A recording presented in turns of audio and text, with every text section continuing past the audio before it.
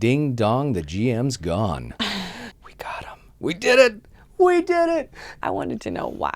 What did they get him for? Because there's 155 reasons why. I'm sure it got around to ownership. They don't like the way it looks when their executives get fired. So they'll make up some nonsense when they're saying, resign. Oh, okay. Do you think that we had anything to do with him resigning?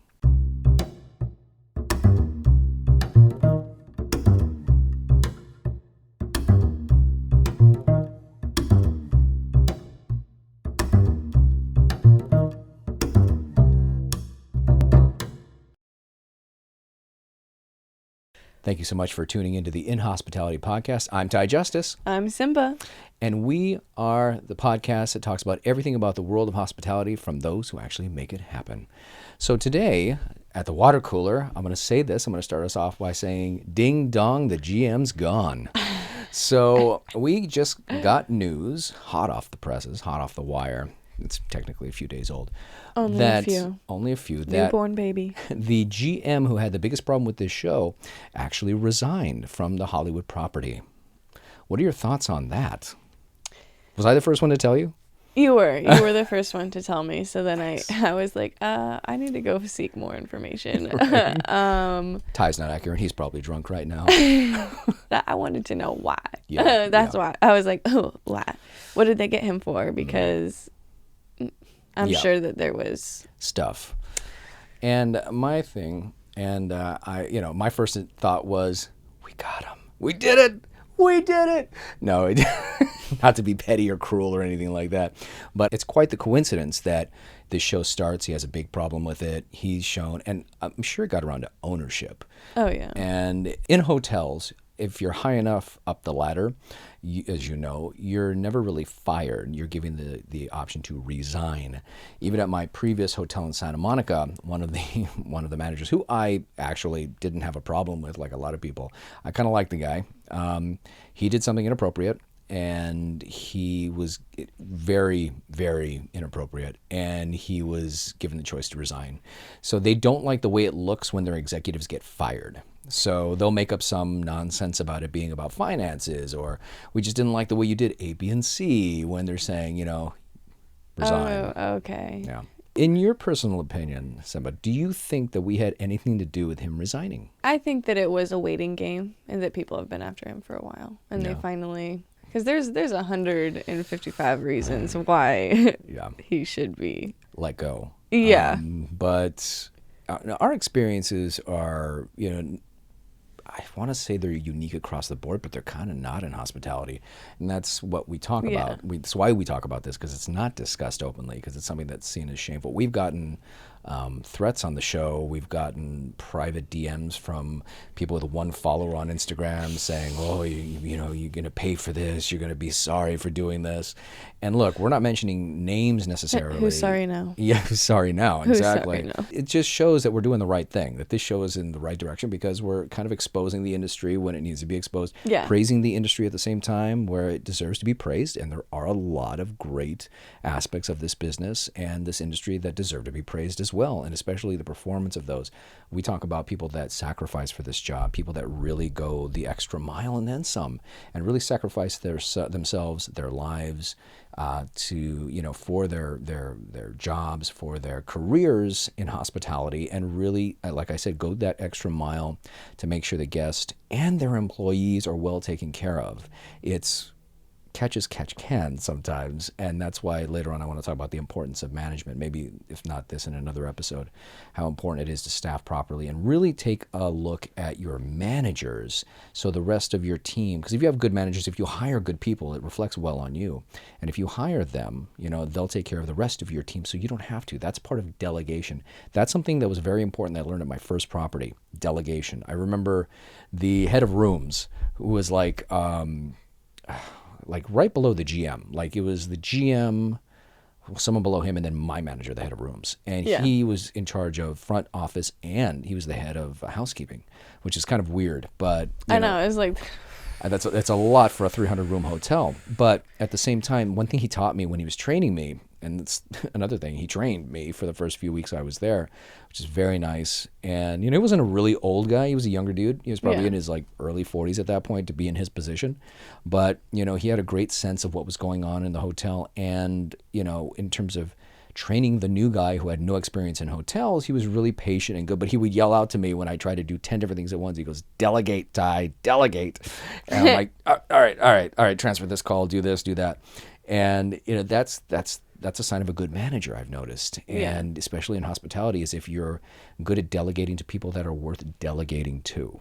And that's your job to hire those people. That's your main thing, is to hire managers so you don't have to do it.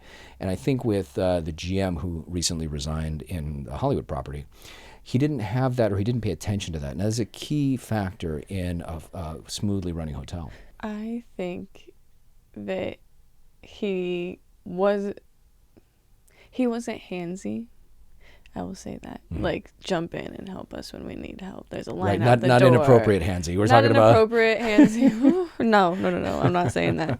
I'm saying, if there's only one front desk agent on duty and there's a line to the door, didn't see nobody come in and jump in right there. No, a lot of GMs don't do that. But I do think that he was a person who sat back and let everybody do his dirty work. That's absolutely true. That did happen, and it's unfortunate. And then it's using managers or keeping managers around that are doing your dirty work, but not helping their subordinates. Yeah. But they're helping you, and that's why they keep you around to make your job easier. And that's one aspect of it. But if you're someone who's genuinely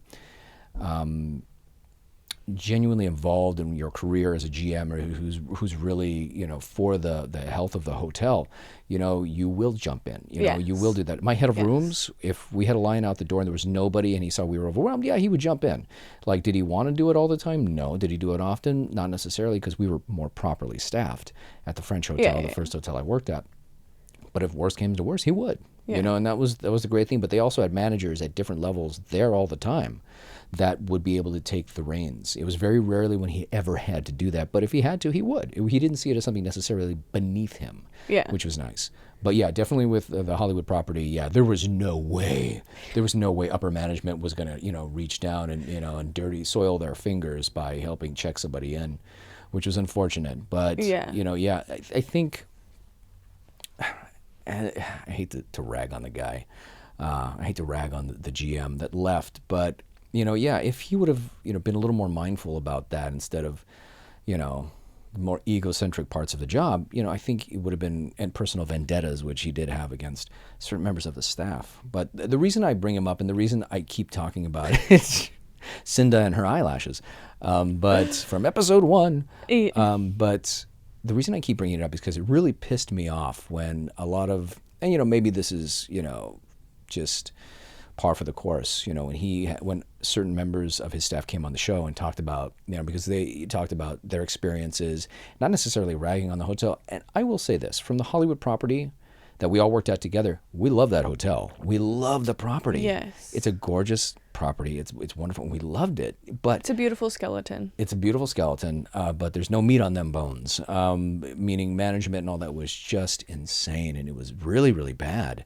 And, they came on and talked about it, and he threatened their jobs. He suspended them for a week, and he really kind of played with them, and which kind of broke me because I felt terrible about that. I felt so, so bad, because, it's we were just speaking our minds and using our freedom of speech to not rag on the hotel, but, in hope that, something good would come out of it and maybe change would come out of it, while at the same time telling some funny anecdotes without mentioning names or outing anyone. So that was, and that's why I bring it up. Him leaving was just kind of a joyous thing because of what he did to my people, what he did to our staff members, our fellow staff members. Yeah. I've watched the episodes with them, and I definitely thought it was just they were sharing fun experiences of working there. Yeah. I don't even know if they even really name dropped. No, they didn't. So to have gotten in trouble was... It was an overreaction, and I think it was a show... It's a power trip. A power trip, and a showing of insecurity on his part, and the way he even went about it, from what the insiders have informed me about, was just kind of it wasn't the best way. He kind of proved who he was when he started to make small talk with them, and then he's like, how's this spaghetti and food, and try to make chit chat. Do you like eating food? Do you like food? Do you know? It's like talking with Mark Zuckerberg. It's like a robot. Love Facebook and Meta. Don't ban me. Thumbs up. But it just kind of made my skin crawl a little bit, the way they went about that, and the way they just kind of, look, it was people talking about their personal experiences. Again, they love where they work. We all did. But they need help. They need help with the management, and he won't do anything about it. And it's not like he was, one of his things that he would tell them is like, my door's always open if you have any problems.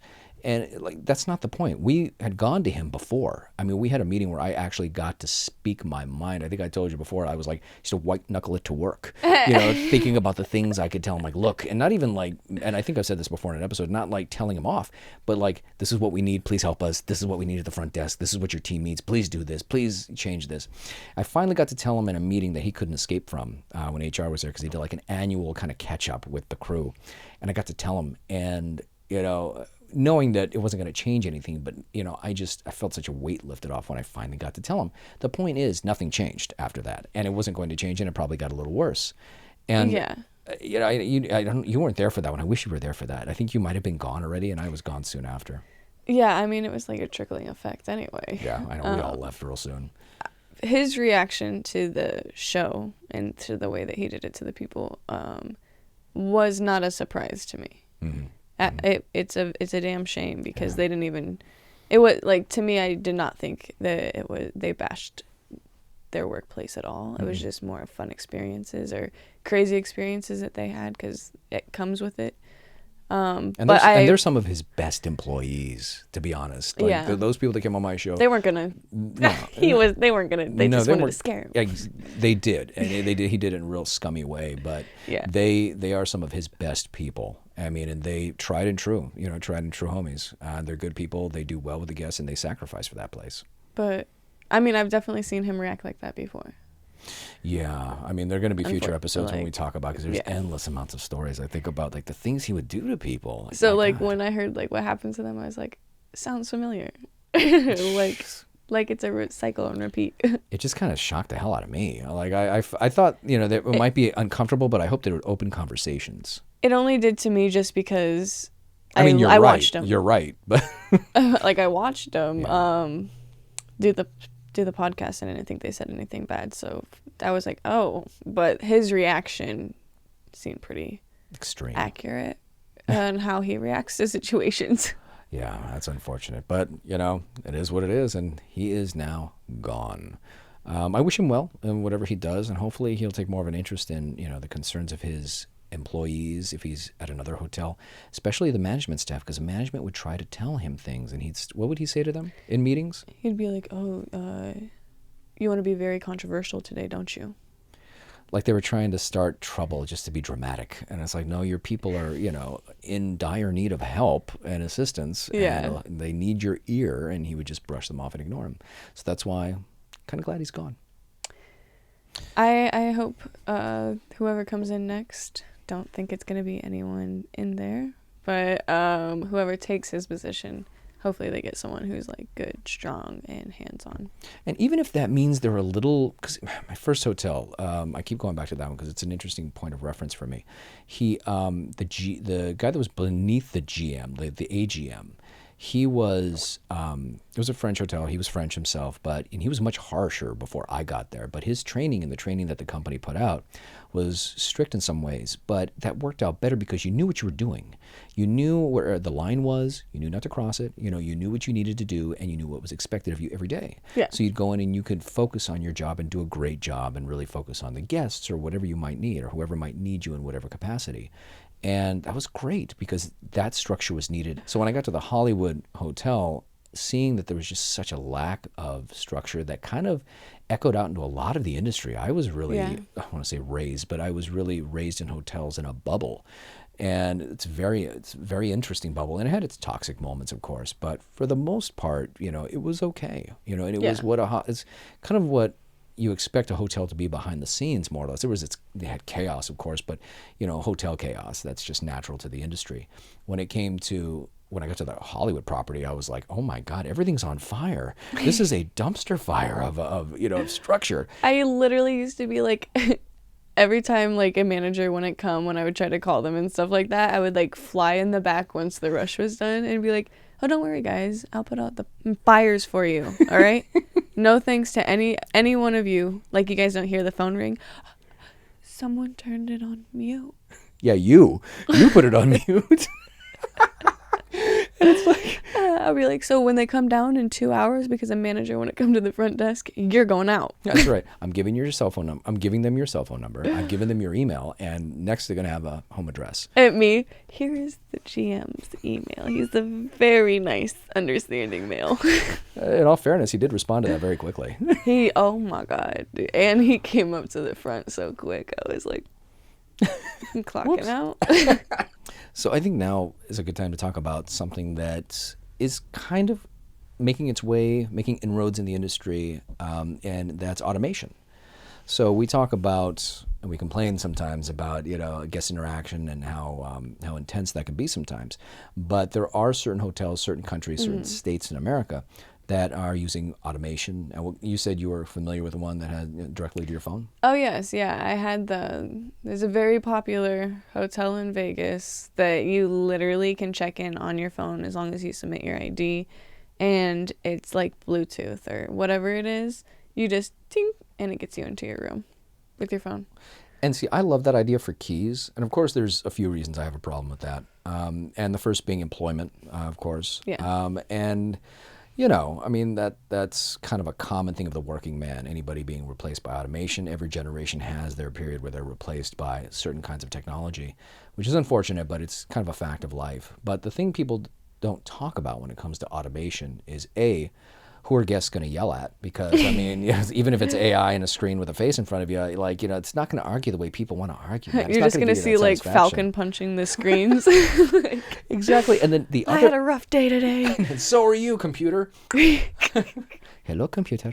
But the other thing people don't talk about is that you're still going to need front desk managers. Yeah. Because there are things that AI is probably in the next few years not going to be able to handle on its own. And you have to have a human presence there to kind of understand in one way or another somebody's specific needs, because every person who checks in has a different thing that they may need, a different concern, whatever. And, systems go down, all that happens. So you're still going to have a manager there. So the managers now at hotels that employ automation, for those that do it already, are also front desk. They're going to be expected to be repairmen as well. They're going to be expected to do a lot more with exactly zero more pay.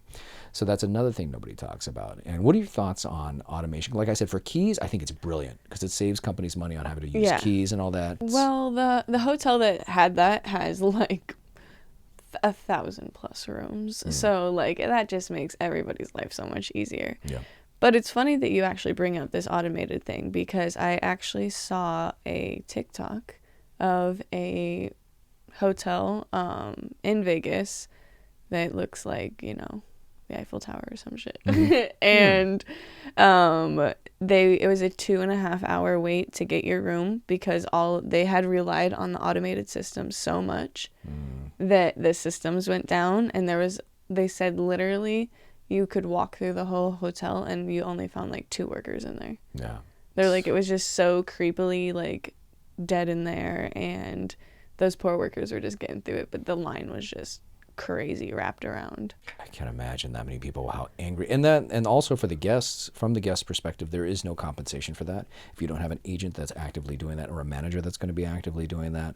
And also another factor of that is you're not going to have people as backups like front desk agents are. You're not going to have people trained to be like, okay, well, the system's down. Let me see how I can fix this and blah, blah, blah. Because a lot of times at the front desk, we're troubleshooters.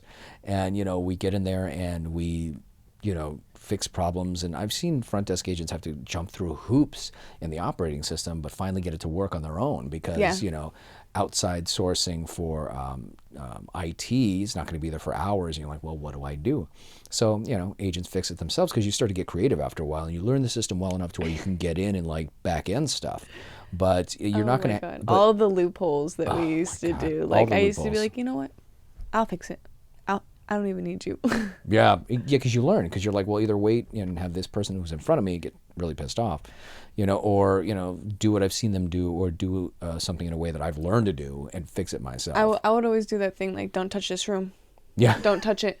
I'm doing something in the system right now, okay? That's one thing that's one thing as an agent, you would have to call out, like, are you using this room? Don't use that room. I'm going to use this room, because the moment there's a free room that you need, especially if you're tied on rooms at check-in, you have to call out to your agents and tell them, because somebody else can be checking somebody else and they can grab that room away from you. And maybe the person is on queue and has been waiting for it for 3 hours and it's about to be done. And you're like, please don't take this room. And you put it back into the system because you had to put it out of order in order for it to, not be taken. Sometimes you can't even put it back into order. A manager has to put it back into order. And if there is not a manager there, then we're back at square one. Exactly. So, but what you do then is, and for anybody who's used like Opera or any other operating system, is if they're locked into a room, let's say like a manager's away, which used to happen a lot at the Hollywood property. If a manager's not there and they can't unlock a certain room for you, if somebody's locked into a room, all you do is check them in, and after they're checked into the room, the lock goes away and you can move them. But you can't check them into an out-of-service room. No, out-of-service rooms are different. So you know what I did in that scenario?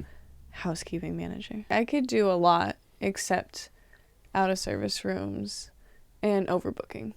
I could only overbook on the KBs and QBs. Right, which were the smaller rooms. Yeah. Yeah, I know they didn't. Well, which is kind of, you know what? It's a good thing. From a manager's perspective, it is, because balancing the house is kind of tricky sometimes, because sometimes you'll have to balance rooms, because again, the way hotels work is that, sales books up the cheapest room, or the cheapest rooms are sold online like by multiples that we don't have. So what'll happen is everybody's got to get upgraded with me, which means you have to balance out the house. And it's not just like putting people in upgraded rooms. They will categorize you by whether you're a third party, whether you're part of their hotels. Who has the highest rate? Yeah, who has the highest rate in the third party? Yeah. Who has the lowest rate in the third party, because they're going to get the worst rooms, of course, unfortunately. And then who's part of their membership program, because then it's like, oh, well, then we got to prioritize these people. And depending on the level of how many nights you've stayed there in that program, whether you're platinum, silver, gold, diamond, whatever, that'll put you higher on the list to the better upgrade. And this is what managers are doing behind the scenes when they balance a house. And it's kind of a lot of work. So when some agent's like, oh, upgrade, we just screw up the system to get a really nice upgrade, they have to rebalance the house, which is kind of a pain. So I can see why they would lock certain agents out of that. And sometimes you're just so overwhelmed at the front desk that you're just like, here, take this room. Well, there was a situation where when I first started, and that maybe that's why we didn't see it come back, that she had like full access, and she overbooked one of the double suite, and we only have 2 of those. You did, or somebody else? So no, I did not have the access to do that. It was someone, an agent did. Gotcha. An agent there did it, and then one of the parties ended up like just raising hell because they had to get moved into the the double. I don't know. It was just downgraded. They had to be downgraded. They got downgraded. That'll happen too. Because the last thing you want to do is walk somebody, especially if they're a higher paying somebody. Well, especially if 2 people already booked it and they paid the top dollar, and then we all of a sudden don't have that room. Especially if they know what they're getting, if they've been there before. You're like, damn it. It was like a situation like that too. Yeah. Like it turned into such a big deal that all of a sudden like everybody's like front desk agents rates, everybody reset. The only time that's ever happened to me, and I didn't do it, one of the managers did below the head of rooms. They hired his position because they didn't want to do a lot of the paperwork that they had to do in packages and all that stuff. Yeah. So they hired him to do all the dirty work. But he was also a front desk manager. So once I had an upsell for like 9 nights, it was a certain amount of money for a suite, and he was just standing there with his dog and he just kept extending. So at that property, if they extended your upsell, you would just keep getting that upsell forever. And it was in one of the presidential suites. So I kept making that commission over and over again. And then the manager, who didn't really like me, we started around the same time, but he kind of looked like a human aardvark. So at the Hollywood property? No. This was at the French property. Okay. An aardvark? An aardvark. I swear to God, he was not an attractive man. Like an anteater? Yeah, kind of like that. And he would kind of like intimate calling me pretty boy whenever he could, and I'm just like, F off, dude. You have no idea. I know. It's like, dude, this pretty boy can punch. It's like, dude, come on. But he would, and he would do whatever he could every once in a while to kind of try to screw me up. And one time with that upsell that was there, it was just continuously extending. He's like, "Oh, one of the ownership might come by, and we need that room." And we had 2 presidentials. I'm like, "Well, put him in the other presidential." No, we're not gonna extend that guy. I'm like, "You." And then another time. And so the guy ended up leaving. He's like, "Well, if I can't stay in the room, I'm just going to go there." I'm like, "All right, man, I'm sorry. I understand." He was there for like a week. He was going to stay for another week, or he's there for 2 weeks, going to stay for a third. So it would have been an even nicer paycheck. But, the guy was kind of getting jealous that I was doing that, the aardvark manager. So he, I'm going to call him Ardv for short. So he cut that off. And then another time, get this, I sold the presidentials to a guy who was a professional poker player. Real nice guy, real great guy, great guest. And he'd come a couple of times, and I'm like, "Yeah, I can get you the presidential this time." He's like, "Give me I'll upgrade to the presidential." I'm like, "Yeah, I'll get it for you. Let's see." It was available, got it for him. And then I look in the system after he was given keys by another manager because I had to go on my break. And then I'm like, "Well, wait a minute. Why is he in this lesser suite?" He's like, "Oh, one of the ownership might come by." And the ownership would never come by. And he screwed this guy after I upsold him a pretty penny. And then it makes you look incompetent. Exactly. And I went up to his room. I went to the kitchen. I got I made a dessert platter for him. I got a bunch of cheesecakes, champagne. I made this whole platter up together, gave it up to him, cut the upsell in half because it was still an upgrade to a suite, but I cut it in half. And I'm like, "Dude, I am so sorry. This was not my doing." And it was the aardvark manager because he was just kind of, he was starting to get ticked off because I was making more money than them with my commissions. So he was getting a little jealous. His boss loved it. His boss loved it. I was like, you're making the same money I am almost. And I'm like, "Yeah, well, with taxes." He's like, "Well, everybody pays taxes." He goes, "But you're doing great. Keep going."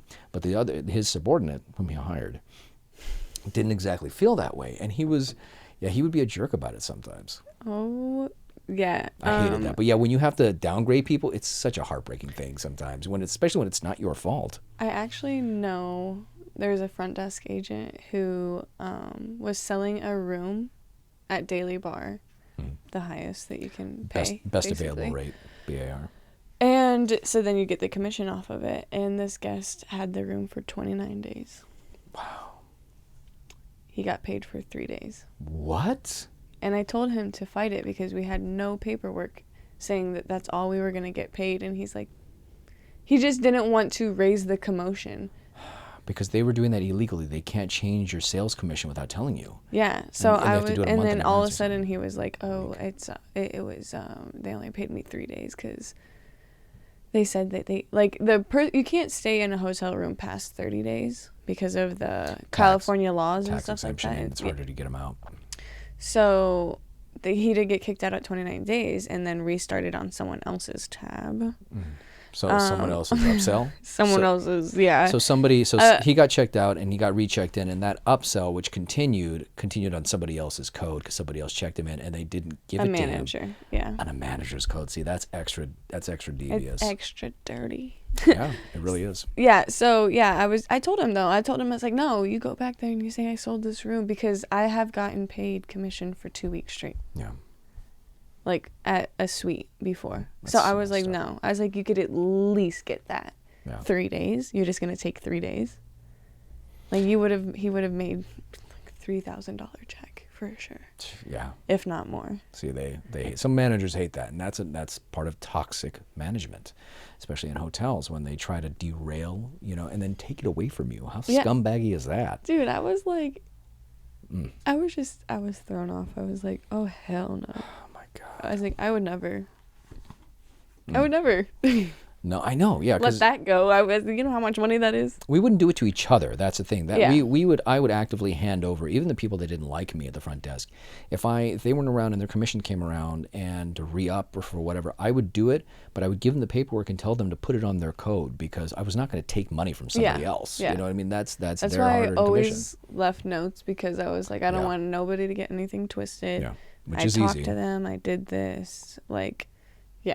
Yeah. No, you're absolutely right. And we were all pretty good with that. Yeah. I will say that. And my first property, we were pretty good. And the Santa Monica property I used to work at, they were okay about it. They didn't actively try to do that, but there was a rule that was kind of weird that are like, if somebody makes an upsell that's like a week in advance, you'd have to put the paperwork in a certain alpha folder.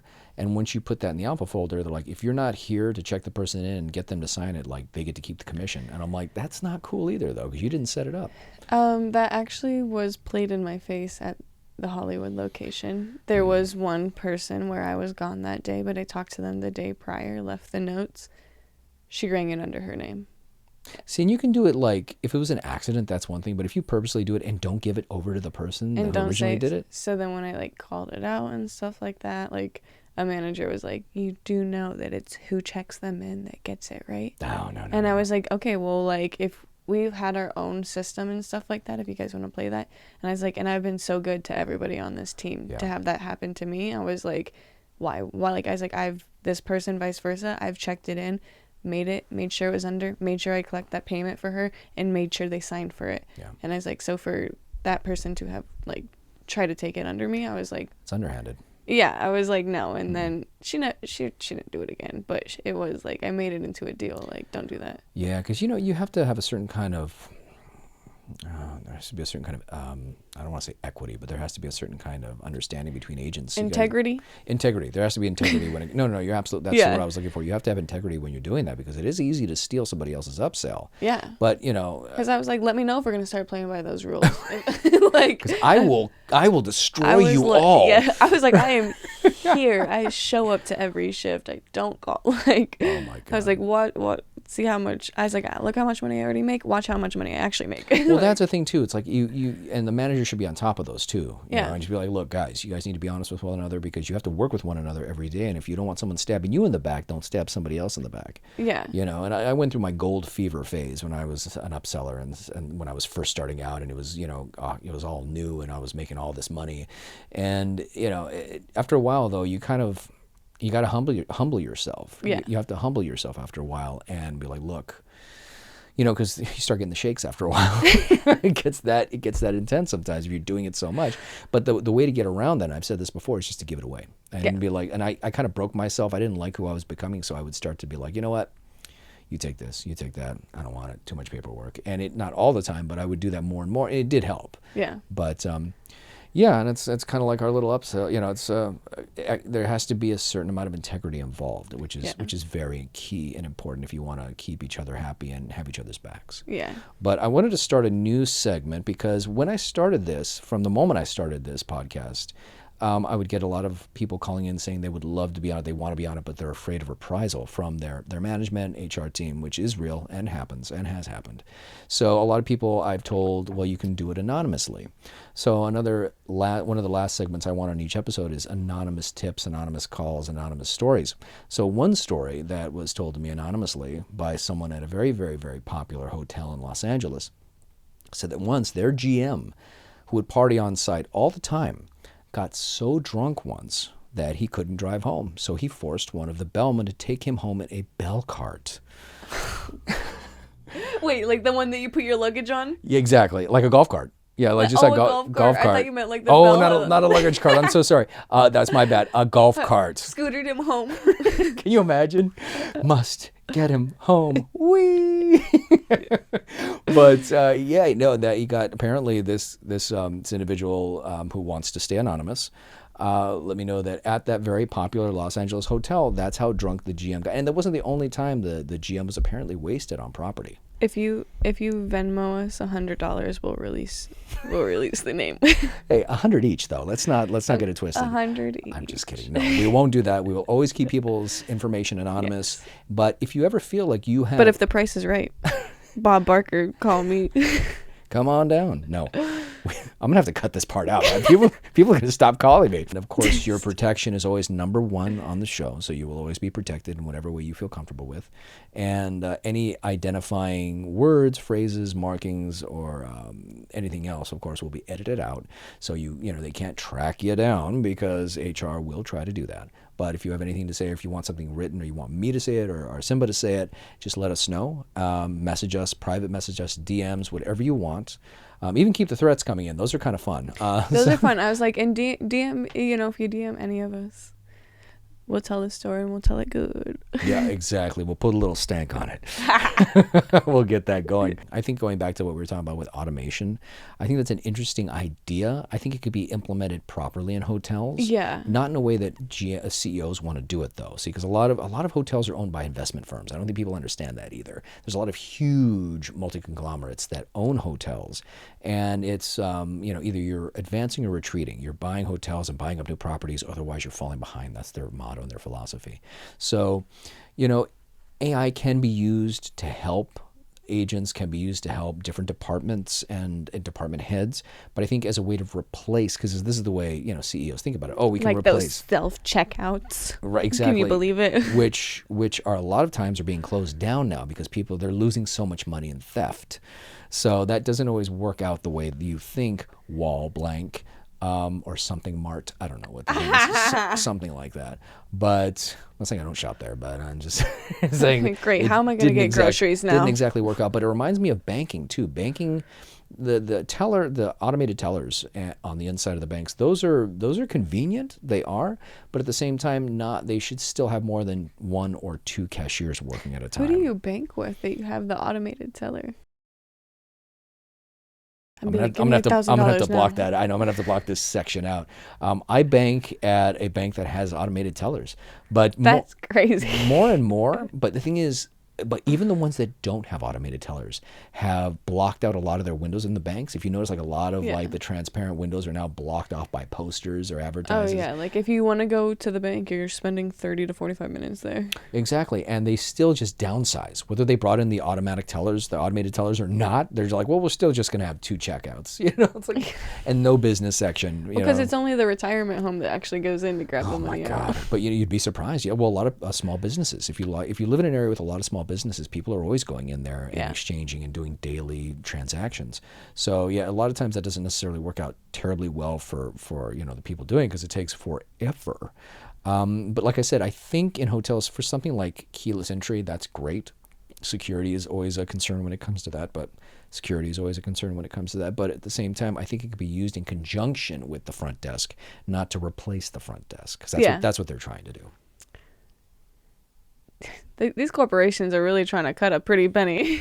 It's the corporate mindset. It's the corporate agenda. Let's just say that. You know what I mean? Just to kind of cut back as much as possible, which is for people that are trying to make a living, it sucks. And for this economy, you guys want to talk about how much unemployed people we have. Well, you can add to it.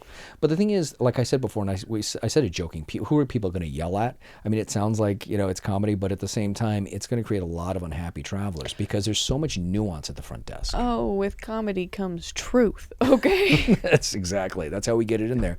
Dave Chappelle, anyone? Chris Rock? People are prophets. But, it's true. I think it's going to create a lot more issues than solutions. And unfortunately, corporations are going to be they're so quick to implement, but then so slow at either fixing, updating, because they're like, well, once we have it in there, it should take care of itself, which it never does. And like I said, there's so much nuance, like you and I know at the front desk and hotels in general, that automation's got a long way. What do I gotta do to get a glass of milk around here? Go back to the farm. See, Jesus. The retirement home is that way. This is not a retirement complex. But so, and even if we look at some of the articles here, this is from Jacobin. Southern California hotel workers are on strike against automated management. So automated management as well. So not even managers are safe. Imagine you're like, oh, let me go get my manager, and iRobot walks out and can do no harm, so they say. I'm telling you, those remember that one robot that had to do repetitive work for a while and then just offed itself? It's like, I think that's going to happen in hotels. You're going to just see bots going by and just dropping dead. Just like boom, boom, boom. It's going to be like a scattered iRobot bodies. They're like, hey, you have to do the departures today. And he's like, this is the last straw. Does not come. Dead. They're like, I need you to go find this package for me. And this isn't upper management. This is lower management. So lower management is the one that provides the most hands-on help, whether they're good or bad. They're the ones that are there. Yeah. So if automation takes over that, I'm telling you, the front desk is screwed. Like, front of house is really in trouble. We already were. And now? They made it worse. Look at this. On top of issues like low pay, workers are up against the faceless algorithmic management that can punish them for various offenses, including refusing to cross picket lines. Workers at a hotel in Southern California are on strike against this practice.